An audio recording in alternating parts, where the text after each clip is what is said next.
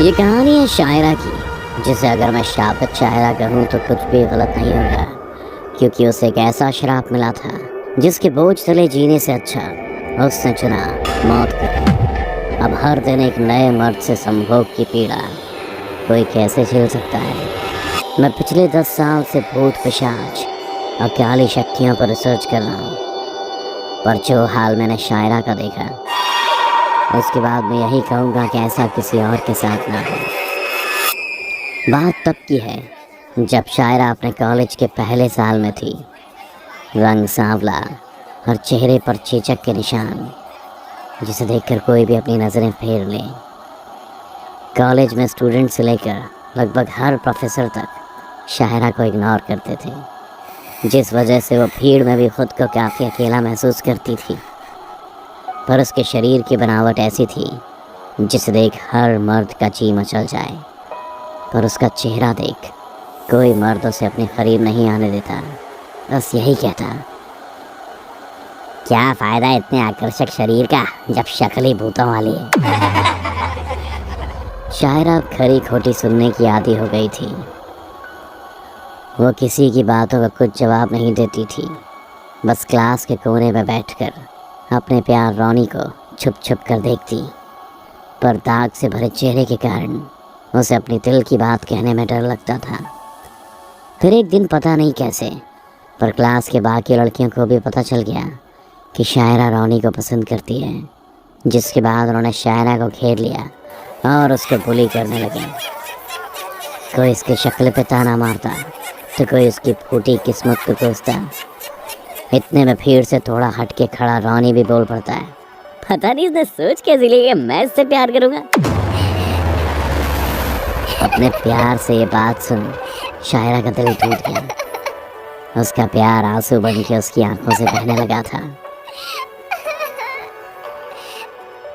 जब शायरा से बर्दाश्त नहीं हुआ तो सबसे बचती हुई सीधे लाइब्रेरी की तरफ वो भाग गई और एक कोने में बैठकर सिसक कर रोने लगी।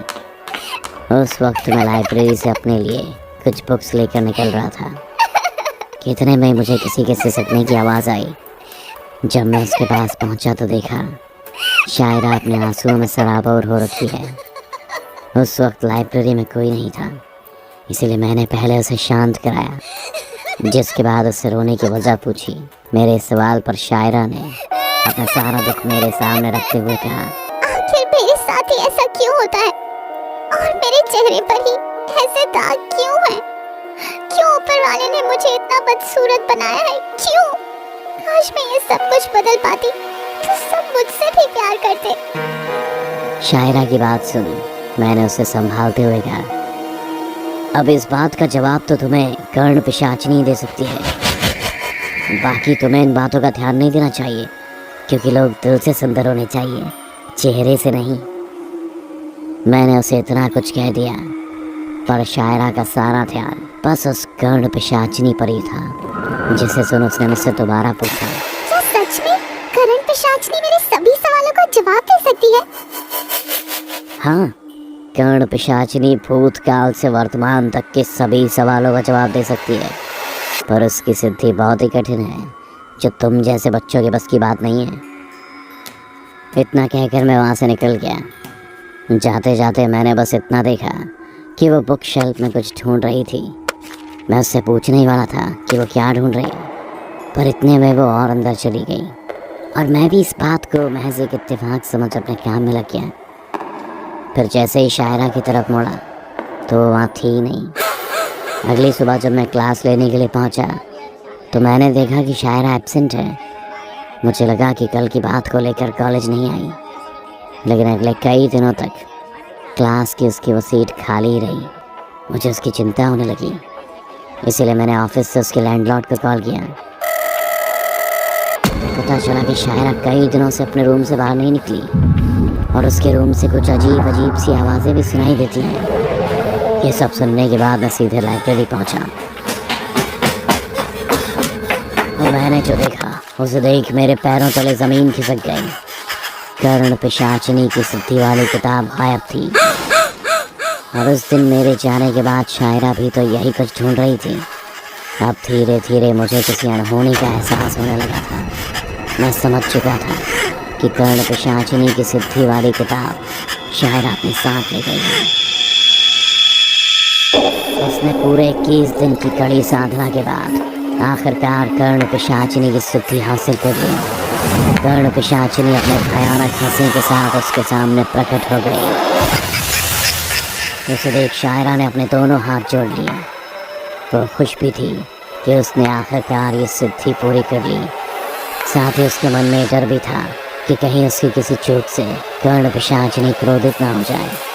कि तभी कर्ण पिशाचिनी ने शायरा की तरफ देखते हुए कहा, बोल, क्या जानना है तुझे? मैं सब बताऊंगी, तेरी हर ख्वाहिश पूरी कर दूंगी, पर क्या तू बदले में मेरी एक शर्त पूरी कर पाएगी? शायरा ने बिना शर्त सुने हाँ कह दिया। उसके बाद उसने अपने सारे सवाल उससे पूछ लिए, जिसका जवाब उसने शायरा को दे दिया और फिर जाते जाते कहा, सदियों बाद कोई मुझे साधने में सफल हुआ है। जा, अब मेरी शक्तियाँ तुझ में हैं। चुपचाप अभी सो जा, सुबह उठते ही तेरी तकदीर बदल जाएगी। लेकिन इस शर्त को हमेशा याद रखना, नहीं तो सब खत्म हो जाएगा, सब खत्म। इतना कहते ही कर्ण पिशाचिनी हवा में विलुप्त हो गई। अगली सुबह जब शायरा पूरे 21 दिन बाद कॉलेज आई तो उसे देख सबके होश उड़े के उड़े रह गए, क्योंकि जिस सांवला रंग और चेहरे पर दाग की वजह से सभी लोग उसका मजाक उड़ाया करते थे, अब उसका कहीं नामो निशान नहीं था। वो सिर से लेकर पाँव तक अजंता की मूर्त लग रही थी, जिसकी खूबसूरती पर कोई भी मोह जाए। अब तक जो उससे नज़रें फेरते रहते थे वो अब शायरा की एक झलक पाने को बेताब रहने लगे। लेकिन शायरा अभी भी सिर्फ रोनी को चाहती है और उसने अपने दिल की बात रोनी को भी बता दी। रोनी भी अब उसकी खूबसूरती को मना नहीं कर पाया और दोनों साथ साथ एक कपल की तरह रहने लगे। कई महीने बीत गए और अब वो दोनों एक दूसरे के काफ़ी करीब आ चुके थे। लेकिन बीते कुछ महीनों में रोनी ने ये नोटिस किया कि शायरा कभी उसके साथ रात के समय टाइम स्पेंड नहीं करती थी। ना तो वो नाइट पार्टी में आती और ना ही रात को कहीं उसके साथ बाहर जाती। शायरा उसके साथ सब कुछ करती है, पर सिर्फ दिन में, और रात के 10 बजे के बाद तो उसने कभी शायरा को देखा ही नहीं। इसलिए एक दिन रोनी जानबूझकर शायरा के साथ रात में मूवी देखने का प्लान करता है और शायरा इस बार भी मना कर देती है। इस पर रोनी शायरा से पूछता है, आखिर तुम रात में मेरे साथ क्यों नहीं रहना चाहती? शायरा गुस्से में लाल होकर कहती है, मैंने तुम्हें कितनी बार बताया है कि ये रात में मिलने मिलाने की सारी बातें कॉलेज खत्म होने के बाद होंगी, फिर भी तुम। इतना कहते ही शायरा वहाँ से उठकर चली जाती है। रोनी को शायरा का इस तरह से गुस्सा करना बहुत ही अजीब लगता है, इतना कि उसके सिर से पसीना टपकने लगता है। लेकिन इस बार उसने भी ठान लिया कि आज वो इसके पीछे की वजह पता लगा कर ही रहेगा। इसलिए वो शायरा को बिना बताए आधी रात में खिड़की से होते हुए उसके घर में पहुंच जाता है। पर शायरा तो अपने कमरे में थी ही नहीं। रोनी शायरा को ना पाकर बेचैन हो गया कि तभी रोनी को कहीं से मंत्रोच्चारण की आवाज़ें सुनाई देती हैं और वो उसकी तरफ बढ़ जाता है। ये आवाज़ शायरा के बगल वाले कमरे से आ रही थी, जो रोनी के आने पर हमेशा बंद ही रहता था। रोनी ने सोचा कि आखिर शायरा इस कमरे में क्या कर रही है। जानने के लिए उसने जैसे ही खिड़की की दरार के बीच से अंदर देखा तो उसकी आंखें फटी की फटी रह गईं और डर के मारे उसके पसीने छूटने लगे, क्योंकि अंदर शायरा विभत्स रूप बनाए किसी तंत्र विद्या में व्यस्त थी। बाल पूरे बिखरे हुए और आंख बिल्कुल कर्ण पिशाचिनी की तरह, जिसे देखकर किसी की भी रूह कांप जाए। और कमरे में एक अजीब सी रोशनी फैली हुई थी, जिससे वहाँ मौजूद सब कुछ ज़मीन से ऊपर हवा में तैरने लगा। सिर्फ सामान ही नहीं, बल्कि खुद शायरा भी। ये सब कुछ रोनी की समझ से परे था, इसलिए वो वहाँ से उल्टे पाँव भाग गया और जाते जाते हड़बड़ी में एक फूल का गमला भी गिरा गया।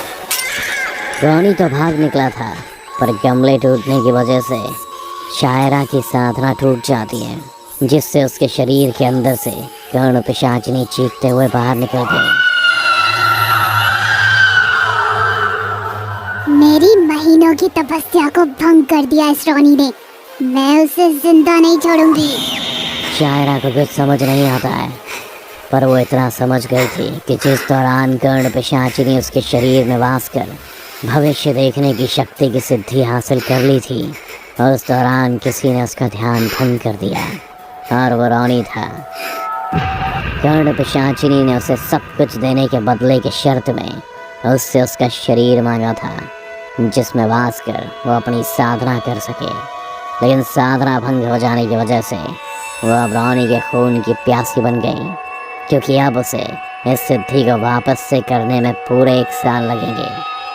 शायरा कर्ण पिशाचिनी के क्रोध को देख गिड़गिड़ाते हुए बोली, रोनी मेरा प्यार है, मैं तुम्हारे आगे हाथ जोड़ती हूँ, उसे छोड़ दे, बदले में मैं कुछ भी करने को तैयार हूँ। उसकी बात सुनकर कर्ण पिशाचिनी ने कहा, ठीक है, अगर तुझे बलिदान देने का इतना ही शौक है तो जा, मैं तुझे श्राप देती हूँ। अगले 11 महीने तक हर रात तुझे एक नए मर्द के साथ संभोग करना होगा, नहीं तो तेरे प्यार की अर्थी उठ जाएगी। ये कहते ही कर्ण पिशाचिनी वहाँ से चली गई। ये सुन शायरा भी फूट फूट कर रोने लगी। अब हर शाम वो नहा चाहते हुए भी बाहर जाती और एक नए मर्द के साथ वापस आती। ये सिलसिला रोज़ चलने लगा।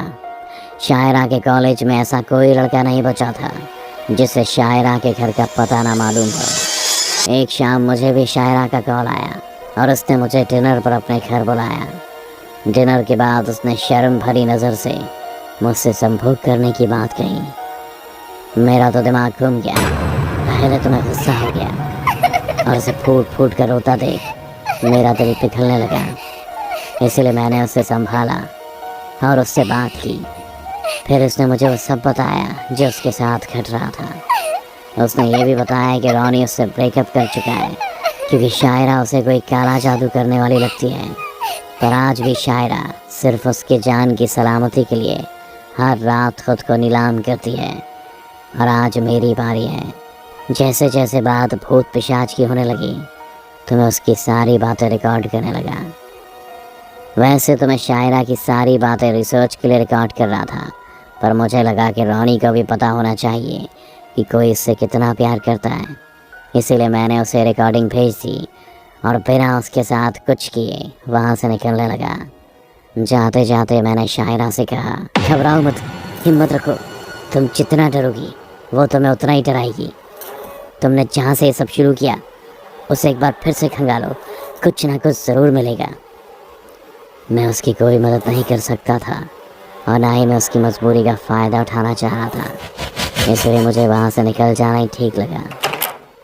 मेरे जाने के बाद शायरा ने कर्ण पिशाचिनी की सिद्धि वाली किताब निकाली और उसे पढ़ने लगी। उसने किताब के पन्ने पलटे ही थे कि तभी बाहर तेज़ हवाओं के साथ बिजली गिरी। शायरा तेज़ी से पन्ने पलटती जा रही थी। अचानक वो रुकी और एक पन्ना पीछे पलटा, जिस पर लिखा था कर्ण पिशाचिनी का श्राप। उस पूरे पन्ने को पढ़ने के बाद शायरा को समझ आ गया कि उसे क्या करना है। उसके पास 2 रास्ते थे। पहला, संभोग करना छोड़ दे लेकिन रोनी की जान चली जाएगी। दूसरा, अगर वो रोनी की जान बचाना चाहती है तो उसे खुद की जान देनी पड़ेगी। शायरा रोज़ रोज़ के संभोग की पीड़ा से बचना तो चाहती थी, और उसके लिए वो रोनी को मरने नहीं दे सकती थी। इसलिए उसने अपने प्यार को बचाने के लिए खुद को ख़त्म करने का फ़ैसला किया। घड़ी में 12 बजने ही वाले थे और उससे पहले शायरा को कर्ण पिशाचिनी को अपनी बलि देनी थी ताकि इन सभी चीज़ों से उसे मुक्ति मिले। इसलिए शायरा चाकू से अपनी नस काट ही रही थी। इतने में वहाँ कर्ण पिशाचिनी आ गई और दूसरी तरफ दरवाजे पर रोनी खड़ा था। कर्ण पिशाचिनी बोली, ये गलती मत कर, तुझे जिंदा रहना होगा, तू इस तरह अपनी जान नहीं दे सकती। उधर रोनी बार बार डोरबेल बजा रहा था। शायरा समझ चुकी थी कि कर्ण पिशाचिनी उसे बातों में इसलिए उलझा रही थी ताकि 12 बजे के बाद वो रोनी को मार सके, और उसे इसलिए ज़िंदा रखना चाहती थी ताकि आने वाले चंद्र ग्रहण पर वो फिर से शायरा के शरीर को अपना कर अपनी सिद्धि प्राप्त कर सके। और अगर उससे पहले शायरा की मौत हुई तो उसे फिर से अपनी किताबों की दुनिया में वापस जाना होगा, जब तक कोई इसे दोबारा सिद्धि करके ना बुलाए। इसलिए शायरा ने खुद को ख़त्म करना ही ठीक समझा। बाहर रोनी दरवाजे पर धक्के दे रहा था ताकि किसी भी तरह वो दरवाज़ा तोड़ अंदर आ सके। इधर कर्ण पिशाचिनी ज़ोर ज़ोर से चीखे जा रही थी। इतने में शायरा की नज़र घड़ी पर गई, जिसमें 12 बजने में सिर्फ 1 मिनट बचे थे। रोनी किसी भी तरह दरवाज़ा तोड़ने में कामयाब हो गया और अंदर आ गया। उसके अंदर आते ही कर्ण पिशाचिनी उसकी तरफ बढ़ी और अपने हाथ से उसके गले को पकड़ लिया। पर इससे पहले कि वह रोनी को कोई नुकसान पहुंचा पाती, शायरा ने खुद की नस काट ली। शायरा की नस काटते ही कर्ण पिशाचिनी ऐसे चिल्लाने लगी जैसे कोई उसे जिंदा चढ़ा रहा हो, और उसका पूरा शरीर काले धुएं में बदल गया और वो वापस उसी किताब में समा गई। रोनी भी उसके चंगुल से छूट गया और सीधे भागते हुए शायरा के पास पहुंचा। शायरा को खून में लथपथ देख रोनी फूट फूट कर रोने लगा। शायरा इस दुनिया से जा चुकी थी। रोनी ने शायरा को बाहों में भरकर बस इतना कहा, शायरा, तुमने मेरे लिए अपनी जान दे दी और मैं तुम्हें गलत ही समझता रहा था। हो सके तो मुझे माफ़ कर देना। मैंने तुमसे ही प्यार किया है और मैं तुमसे ही प्यार करता रहूँगा।